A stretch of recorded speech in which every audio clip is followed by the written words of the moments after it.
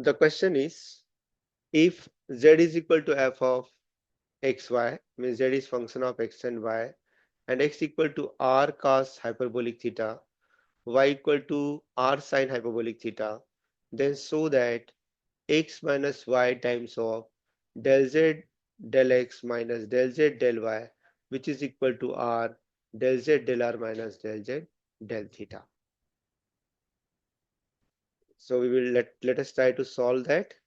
We have given that z is equal to f of xy, means z is function of x and y. Let us give it equation number 1. Similarly, x equal to r cosine hyperbolic theta. Let us give it equation number 2. Similarly, y is equal to r sine hyperbolic theta. So let us give it equation number 3. Now, then we have to prove that x minus y times of del z del x minus del z del y, which is equal to r del z del r minus del z del theta. So now if we see the last expression here in the left hand side, x and z is dependent variable in left hand side, and also in the right hand side z is only the dependent variable. But in the left hand side, if we see x and y, they are independent variable, but in the right hand side r and theta are independent variable. So this is again the problem based on the change of independent variable. So if you want to change the independent variable, we use the composite function. So clearly here z is function of x and y, and x and y are functions of r and theta. So z is composite function of r and theta. So therefore, we use the formula. We want to calculate what is the value of del z del r. So del z del r is del z del x into del x del r plus del z del y into del y del r. And similarly, del z del theta equal to del z del x into del x del theta plus del z del y into del y del theta. Now, so using the composite function, we are able to find out what is the value of partial derivative of z with respect to r and theta.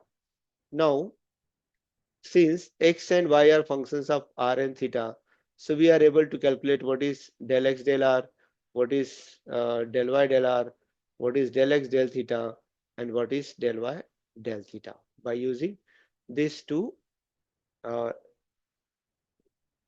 values of x and y, which are the functions of r and theta. So differentiating 2 and 3 partially with respect to r and theta, not x, it is what? It is r and theta, we have what is the value of x is r cos hyperbolic theta, y is r sin hyperbolic theta. So del x del r, which is equal to cosine theta, cosine hyperbolic theta, and del x del theta. Why? Because here cosine hyperbolic theta is constant with respect to r. So derivative of r is 1. So we have only cosine hyperbolic theta. Similarly, del x del theta. So we know that cosine hyperbolic derivative of cosine hyperbolic theta is only sine hyperbolic theta. No negative value comes over here, right? So similarly, del y del r, derivative of r is 1. We have only sine hyperbolic theta, and del y del theta, again the derivative of sine hyperbolic theta is cosine hyperbolic theta. So, and we have to multiply by r. So these are the values of del x del r, del x del theta, del y del r, and del y del theta. Putting above values in equation number 4 and 5, we have del z del r equal to del z del x. What is the value of del x del theta del r? It is cosine hyperbolic theta, plus del z del y and del y del r. What is del y del r? Is nothing but sine hyperbolic theta.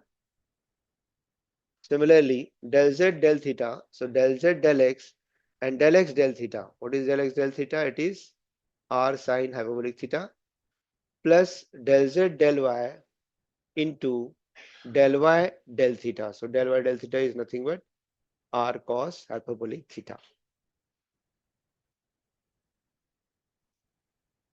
Now, according to the question, we have to multiplying question number 6 by r and question number 7 and subtracting it from 7. We have r del z del r minus del z del theta. This is the left hand side. What about the right hand side? So we have to multiply these by r. So r del z del x into cosine hyperbolic theta plus r del z del y into sine hyperbolic theta. This is what it is, the first part. Now the second part is del z del x. Del z del x we have to subtract it, so there should be minus sign. Del z del x into r sine hyperbolic theta minus del z del y r cos hyperbolic theta. Now del z del x and del z del x. Let us take outside. So what is remaining over here? R cosine hyperbolic theta minus r sine hyperbolic theta. R cosine hyperbolic theta minus r sine hyperbolic theta, and del z del x we have taken outside. In the remaining part, if you want to take del z del y common from the second and fourth term, what is remaining over here? R sine hyperbolic theta, and here minus r cosine hyperbolic theta. These are remainings. But from this, just look here, x, what is the value of x? It is r cosine hyperbolic theta. So we can replace this by x. Similarly, r sine hyperbolic theta is nothing but y. So x minus y. And now here it is just opposite, y minus x.